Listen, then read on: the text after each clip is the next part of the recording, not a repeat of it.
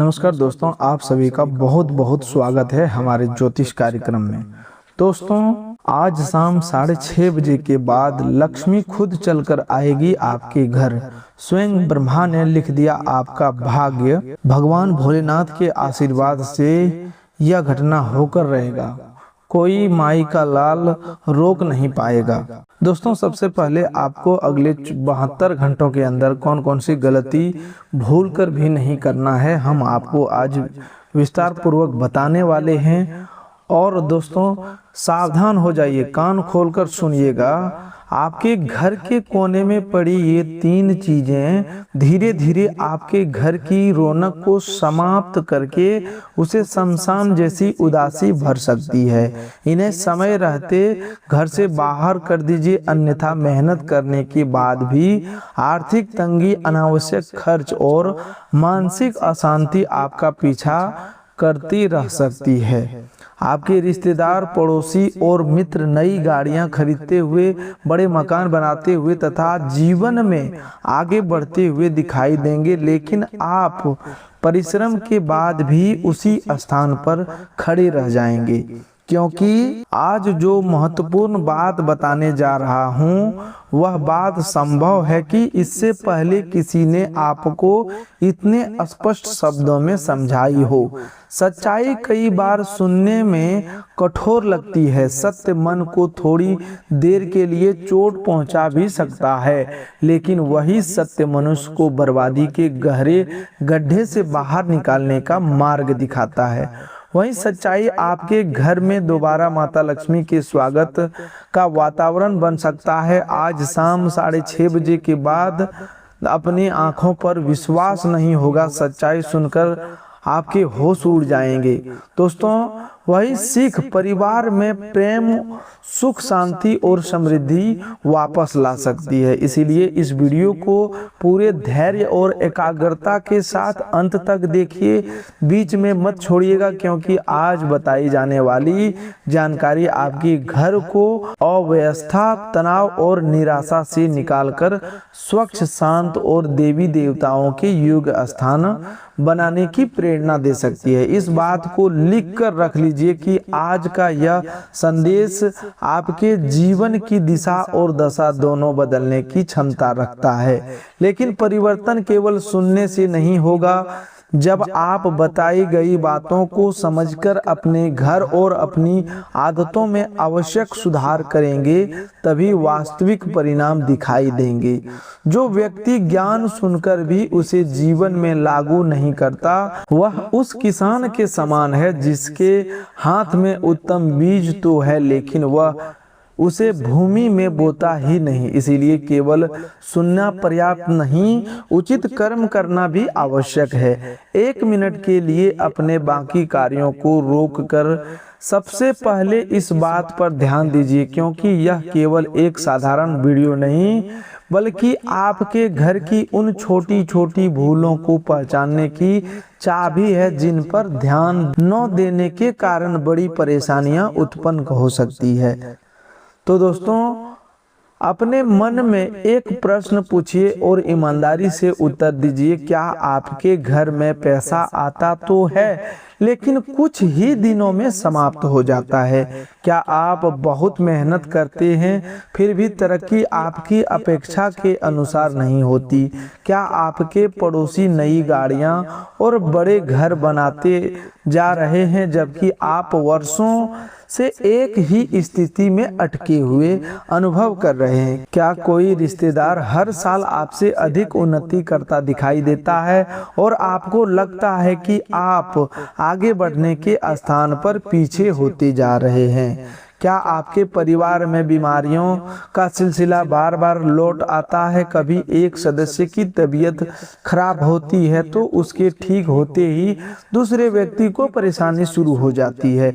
अस्पताल, जांच और दवाइयों के खर्च के कारण घर की बचत समाप्त हो जाती है। यदि आपके साथ भी ऐसा हो रहा है तो इस वीडियो को ध्यानपूर्वक सुनना आपके लिए विशेष रूप से आवश्यक है। आज शाम 6:30 बजे के बाद स्वयं माता लक्ष्मी जब आपके घर में आगमन करेगी तो हर परेशानी का कारण केवल भाग्य, ग्रह या किसी अदृश्य शक्ति को नहीं माना जा सकता। कई बार उसका उत्तर हमारे घर की अव्यवस्था, अस्वच्छता, गलत आदतों और लंबे समय से उपेक्षित पड़े सामान में छिपा होता है। संभव है कि आपके घर के कुछ ऐसे कोने हो जहां आपने महीनों से ध्यान न दिया हो। कुछ वस्तुएं वहां पड़ी पड़ी खराब हो रही हो जिन्हें आप सामान्य समझकर छोड़ देते हैं। वही वस्तुएं धीरे धीरे दुर्गंध, कीटाणु, तनाव या नकारात्मक वातावरण का कारण बन सकता है। आज उन 3 मुख्य प्रकार की चीजें के बारे में विस्तार से बताएंगे जो आपके घर में अनावश्यक रूप से पड़ी रहकर स्वच्छता और मानसिक शांति को प्रभावित कर सकती है। जब तक आप उन्हें व्यवस्थित नहीं करते तब तक केवल मंत्र पढ़ने या बाहरी उपाय करने से अस्थायी लाभ मिलना कठिन होगा, क्योंकि यदि घर के भीतर गंदगी, बासीपन और अव्यवस्था बनी हुई है तो केवल पूजा के कुछ मिनट पूरे वातावरण को नहीं बदल सकती। धर्म केवल हमें मंत्र नहीं बल्कि शुचिता, अनुशासन और कर्म की भी शिक्षा देता है। लेकिन आगे बढ़ने से पहले हम एक और जरूरी बात कहना चाहते हैं। यह बात आपको चौंका सकती है, परंतु इसे समझना आवश्यक है। आप स्वभाव से सरल, सहायक और दूसरों की भावनाओं को सम्मान करने वाले व्यक्ति हैं। जहां किसी की सहायता कर सकते हैं वहां पीछे नहीं हटते। आप संबंधों की कद्र करते हैं और किसी का दिया हुआ छोटा सा उपहार भी संभाल कर रखते हैं। यही आपका अच्छा स्वभाव है, लेकिन कई बार यही सरलता आपकी कमजोरी भी बन जाती है। इस संसार में प्रत्येक व्यक्ति आपके समान साफ मन वाला नहीं होता। आपके मित्रों और रिश्तेदारों में कुछ ऐसे लोग भी हो सकते हैं जो सामने मुस्कुराते हैं, प्रेम दिखाते हैं और गले मिलते हैं, लेकिन भीतर से आपकी उन्नति देखकर असहज होते हैं। वे यह नहीं चाहते कि आप उनसे आगे निकले। ऐसी इच्छा कई बार उनकी बातें, सलाह और व्यवहार के माध्यम से आपके घर तक पहुंचाती है। कभी वे आपको ऐसी वस्तु दे देते हैं जिसकी आपको आवश्यकता ही नहीं होती, लेकिन संबंध निभाने के कारण आप उसे वर्षों तक घर में रखे रखते हैं। हर उपहार देने वाला शत्रु हो यह सोचना गलत होगा। इसीलिए केवल संदेह के आधार पर किसी संबंध को खराब मत कीजिए, लेकिन उपहार की उपयोगिता, स्वच्छता और घर में उसके उचित स्थान पर अवश्य ध्यान दीजिए। किसी भी वस्तु को केवल इसलिए घर में रखना आवश्यक नहीं है कि वह किसी अपने ने दी है या वह टूटी हुई, अनुपयोगी, अस्वच्छ या घर में असुविधा उत्पन्न करने वाली है तो उसे सम्मान पूर्वक हटाया जा सकता है। गुप्त विरोधी सीधे आकर यह नहीं कहेगा कि वह आपकी तरक्की रोकना चाहता है। वह आपकी योजनाएं पूछ सकता है, आपके निर्णयों में संदेह भर सकता है या आपको ऐसी सलाह दे सकता है जो उसके हित में हो, आपके हित में नहीं। इसलिए आज केवल वस्तुओं की सफाई नहीं बल्कि संबंधों और विश्वास की भी जांच करनी है। जो व्यक्ति आपकी हर निजी बात जानना चाहता है लेकिन आपकी सफलता में सच्ची खुशी नहीं दिखता, उसके सामने सीमित बातें ही साझा करें। यदि आप महाकाल के भक्त हैं और चाहते हैं कि आपके घर में सद्बुद्धि, सुरक्षा और शांति बनी रहे तो श्रद्धा से हर हर महादेव कह सकते हैं, लिख सकते हैं। लेकिन यह याद रखिए कि केवल कमेंट लिखने से घर की सारी समस्याएं समाप्त नहीं होगी। महादेव का सच्चा भक्त अपने भीतर का अंधकार भी साफ करता है, अपनी वाणी को संयमित रखता है और घर घर को स्वच्छ तथा शांत रखने का प्रयास करता है। भक्ति का वास्तविक प्रमाण हमारे कर्मों में दिखाई देता है। तो दोस्तों, अब बड़ी सावधानी से समझिए, जीवन में अनेक अवसरों पर लोग आपके घर आते हैं। विवाह, त्योहार, जन्मदिन, गृह प्रवेश और अन्य समारोह में आपको उपहार मिलते हैं। आप प्रसन्न होकर उन चीजों को घर में सजा लेते हैं, यह स्वाभाविक है। लेकिन कभी कभी कोई उपहार ऐसा होता है जो आपके घर की आवश्यकता, सुरक्षा या वातावरण के अनुकूल नहीं होता। तब वह सुंदर दिखाई देने के बावजूद बाद में परेशानी का कारण बन सकता है। हो सकता है कोई व्यक्ति आपको एक सजावटी सामान दे जो टूटा हुआ हो, बहुत नुकीला हो, धूल जमा करता हो या घर में रखने के लिए सुरक्षित ना हो। आप केवल इस चिंता में उसे हटाने की देने वाला व्यक्ति कभी घर आएगा तो उसे बुरा लगेगा। धीरे धीरे वह वस्तु किसी कोने में धूल, मकड़ी के जाले और गंदगी का केंद्र बन जाती है। फिर घर वाले सोचते हैं कि वातावरण इतना भारी क्यों लगता है, जबकि कई बार उसका कारण बहुत साधारण होता है, अस्वच्छता और अनुपयोगी सामान का जमाव। इसके बाद लोग किसी बाबा, तांत्रिक या ऐसे व्यक्ति के पास चले जाते हैं जो भय दिखाकर उनसे बड़ी धनराशि ले लेता है। समस्या का वास्तविक जड़ घर में पड़ी रहती है और पैसा बाहर खर्च हो जाता है। इसीलिए सबसे पहले व्यवहारिक कारण देखना चाहिए।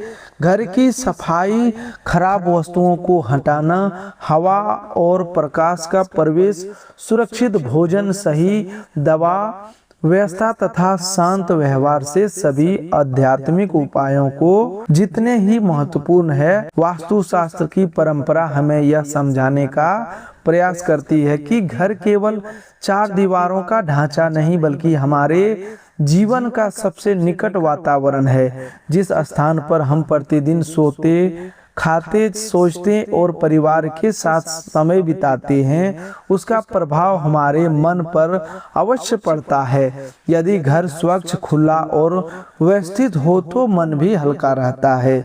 यदि हर कोने में टूटा सामान, बदबू, गंदगी और अव्यवस्था हो तो तनाव और चिड़चिड़ापन बढ़ सकता है। हमारे ऋषि मुनियों ने शुद्धता को केवल धार्मिक क्रिया नहीं माना। उन्होंने स्नान, स्वच्छ वस्त्र, शुद्ध भोजन, साफ पूजा स्थान और व्यवस्थित घर को साधना का हिस्सा बताया।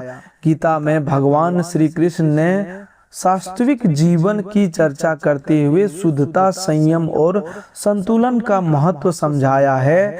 इसीलिए घर की सफाई करना केवल झाड़ू लगाने का कार्य नहीं, बल्कि मन और जीवन को व्यवस्थित करने का अभ्यास भी है। अब ध्यान से सुनिए, जो चीजें घर में समस्या उत्पन्न कर रही है, उनमें से कई बाहर से नहीं आई, बल्कि अपने स्वयं किसी आवश्यकता, सजावट, आदत या उपहार के कारण उन्हें घर में रखा। इसमें आपको अपराध बोध रखने की आवश्यकता नहीं है, क्योंकि हो सकता है किसी ने पहले सही जानकारी न दी हो, लेकिन ज्ञान मिलने के बाद भी गलती को पकड़े रहना उचित नहीं होगा। दोस्तों, आज का उद्देश्य आपको भयभीत करना नहीं, बल्कि जागरूक करना है। आपका पैसा बचे, समय बचे और परिवार अनावश्यक तनाव से सुरक्षित रहे, इसीलिए यह जानकारी दी जा रही है। किसी भी समस्या के लिए तुरंत ग्रह तंत्र या दुर्भाग्य को दोष देने से पहले यह देखिए कि क्या घर में कोई साधारण सुधार संभव। कई बार एक अलमारी साफ करने, खराब भोजन हटाने, दवाइयां व्यवस्थित करने और पूजा स्थान की सफाई से भी वातावरण में बड़े फर्क अनुभव होता है। यदि यह बात आपके जीवन से जुड़ती हुई प्रतीत होती है तो आज ही घर के प्रत्येक कोने को ध्यान से देखने का संकल्प ले। माता रानी की कृपा चाहती हैं तो केवल जय माता दी लिखने और कहने के साथ घर में मातृशक्ति का सम्मान भी करें। परिवार की महिलाओं का अपमान करके माता की पूजा करनी अधूरी भक्ति है। महादेव का नाम लेने से साथ क्रोध और कटुता को कम करना भी आवश्यक है। जब आस्था और आचरण एक दिशा में चलते हैं तभी जीवन में अस्थायी शांति आती है। तो दोस्तों, अब पहली महत्वपूर्ण वस्तु के विषय में समझिए। घर की सजावट के लिए लगाए गए कांटेदार पौधे को लेकर वास्तु में बहुत चर्चा की जाती है। पौधे सामान्यतः घर की सुंदरता, ताजगी और हरियाली बढ़ाते हैं। वे वातावरण को जीवित बनाते हैं, लेकिन प्रत्येक पौधे को घर के प्रत्येक स्थान पर रखना उचित नहीं होता।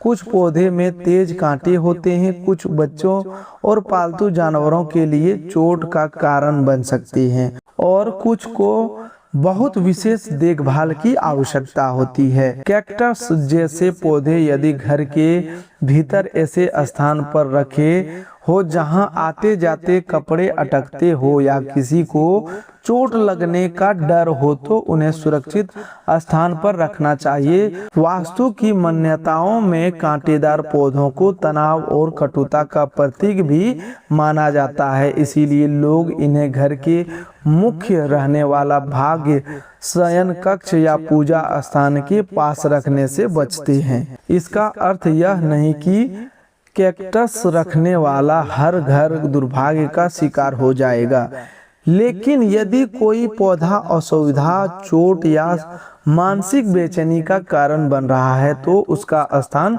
बदल देना समझदारी है। गुलाब के पौधे में भी कांटे होते हैं, लेकिन वह सुगंध और सुंदर फूल देता है, इसीलिए प्रत्येक कांटेदार पौधे को बिना विचार घर से फेंक देना उचित नहीं।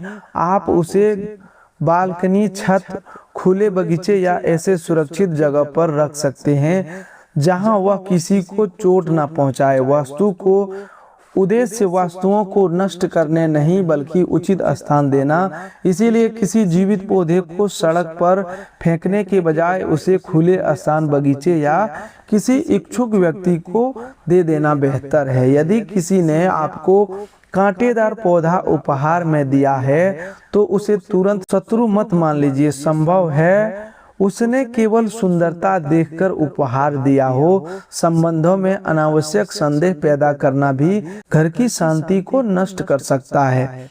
वस्तु को परखिए, व्यक्ति की नीयत के बारे में बिना प्रमाण निर्णय मत लीजिए।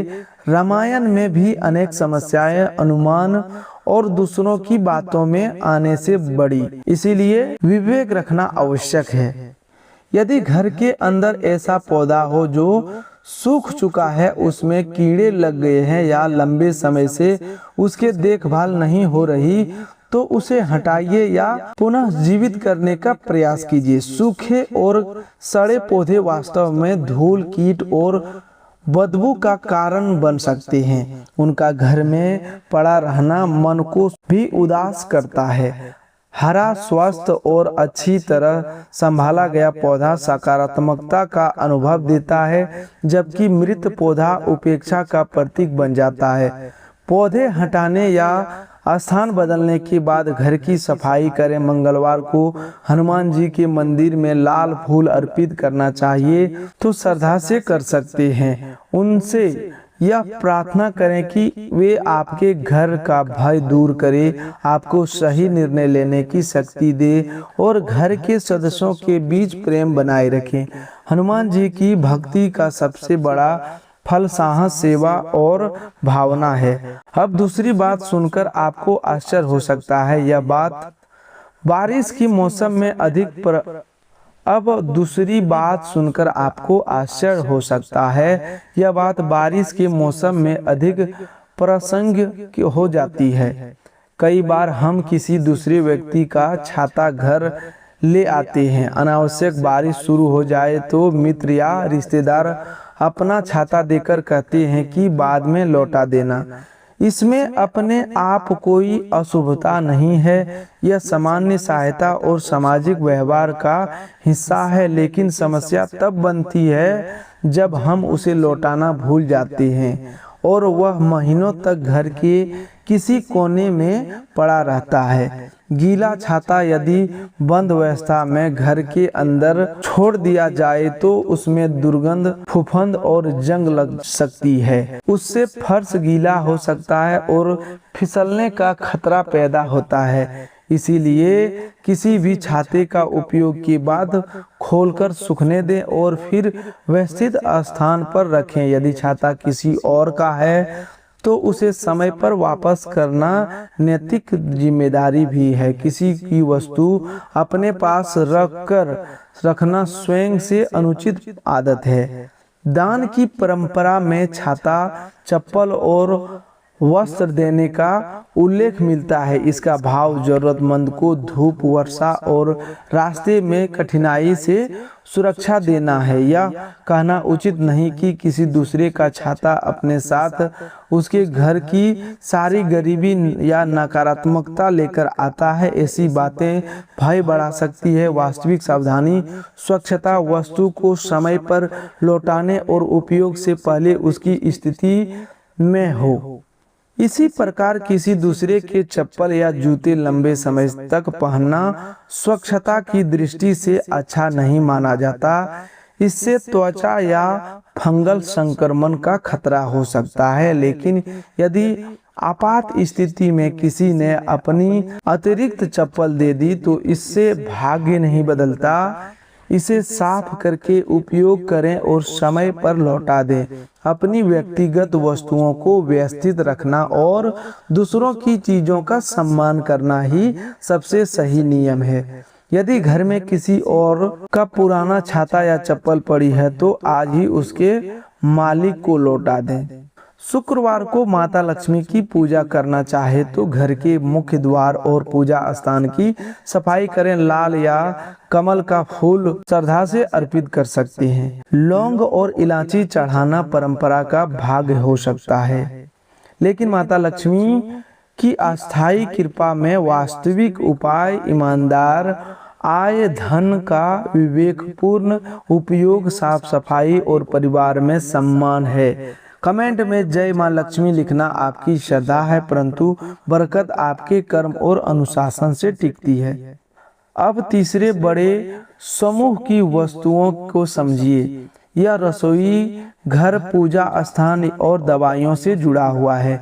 देखने में ये अलग अलग चीजें हैं, लेकिन इन सब का मूल कारण एक ही है, उपेक्षा, बासीपन और अवस्था। जब भोजन खराब होकर पड़ा रहता है, पूजा के सूखे फूल कई दिनों तक नहीं हटाते और एक्सपायरी दवाइयां अलग अलग स्थानों पर बिखरी रहती है, तब घर में अस्वच्छता और लापरवाही का वातावरण बनता है। हिंदू धर्म में अन्न को देवता का सम्मान दिया गया है। भोजन से पहले अन्नपूर्णा माता का स्मरण इसलिए कृतज्ञता का प्रतीक है। हमें जितना भोजन चाहिए उतना ही लेना चाहिए और उसे व्यर्थ नहीं करना चाहिए। लेकिन कई बार भोजन की थाली में सावधानी रखने वाला व्यक्ति फ्रिज और रसोई की अलमारियों को महीनों तक नहीं देखता। पीछे रखी सब्जी सड़ जाती है, पुरानी मिठाई पर फफूंद जम जाती है और किसी डिब्बे में रखे अनाज में कीड़े लग जाते हैं। ऐसी वस्तुओं को घर में रखना केवल वास्तु की दृष्टि से नहीं, स्वास्थ्य की दृष्टि से भी हानिकारक है। फफूंद लगे भोजन को काटकर बाकी हिस्सा खाना कई मामलों में सुरक्षित नहीं होता, क्योंकि उसके विषैले तत्व दिखाई देने वाले भाग्य से आगे फैल सकते हैं। दुर्गंध और कीड़े अन्य खाद्य पदार्थों को भी प्रभावित कर सकते हैं। इसलिए फ्रिज, डब्बों और रसोई की अलमारियों की नियमित जांच करना आवश्यक है। रसोई घर माता अन्नपूर्णा का स्थान माना जाता है। वहां साफ बर्तन, ताजा भोजन और व्यवस्थित सामान रखना धार्मिक सामान्य के साथ साथ स्वास्थ्य का भी नियम है। कई दिनों तक पड़े जूठे बर्तन बैक्टीरिया, कीट और दुर्भाग्य का कारण बन सकते हैं। इससे तेलचिट्टे और अन्य कीड़े आकर्षित होते हैं। ऐसे वातावरण में घर के लोग बार बार बीमार पड़ सकते हैं और फिर खर्च बढ़ता है। इसीलिए रसोई की सफाई को किसी चमत्कारी उपाय से कम मत समझिए। प्रतिदिन रात में जितना संभव हो बर्तन साफ करके सोएं।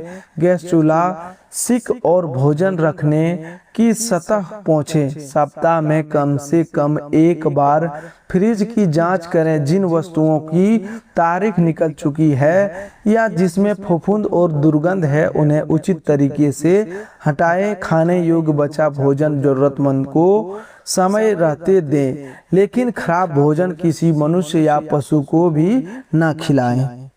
भोजन का सम्मान केवल मंत्र पढ़ने में नहीं, उसे बर्बाद होने से बचाने में है। परिवार की आवश्यकता के अनुसार खरीदारी करें। बहुत अधिक सम्मान केवल रास्ता मिलने के कारण न खरीदें। यदि उसके उपयोग की संभावना कम है, इससे धन भी बचेगा और भोजन भी व्यर्थ नहीं होगा। छोटी सी योजना घर के खर्च में बड़ा सुधार ला सकती है। अब पूजा स्थान में चढ़ाए गए फूलों की बात समझिए।